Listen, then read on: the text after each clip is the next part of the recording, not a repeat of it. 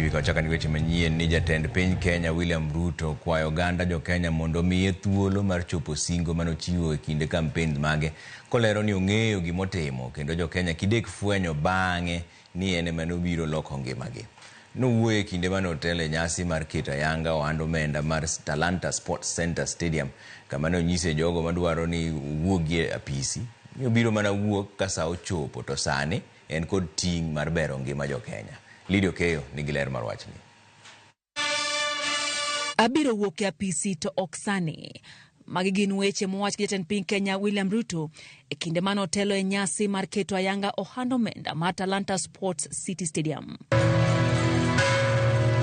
Ruto oseo jogo mosebedo kasunde mondo mi owuogi apisi kowacho ni kik bed ni nyinge ema miyo idwa gole apisi. I hear my brothers and sisters say, let Ruto go, then we will figure out and we will tell you what is the alternative plan later. We cannot tell you now.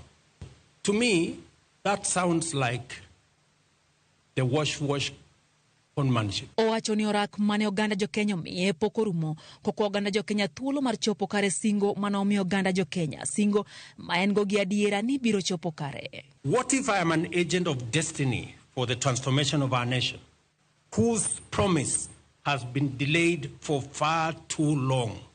Pause, reflect, think, give me a chance and judge me fairly when the time comes. Ruto wacho ni moko kuom singo go osechopo kare. Kabende opoyo kenge ma sirikande osegoyo e biro chui mapachoka ma osewuok e namba boro e Afrika mangima nyaka namba 6.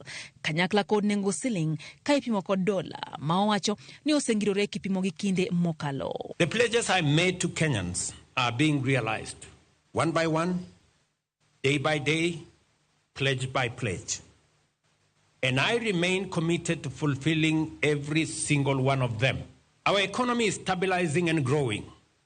Today, Kenya is ranked the 6th largest economy in Africa, up from the 8th 2 years ago.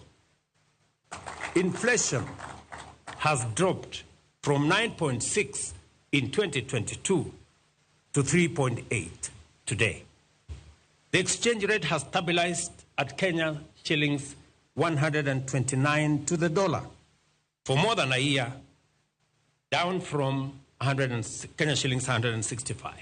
Jatend pinyo yango ni ogik sama koro biro rango diriyo chenro mar keto mwandu mamoko e lwet kembe mag ji giwegi kod joket mwandu kaka yor medo chwalo dongruok e thur kae chenro mowacho ni osekelo dongruok e pinje mamoko.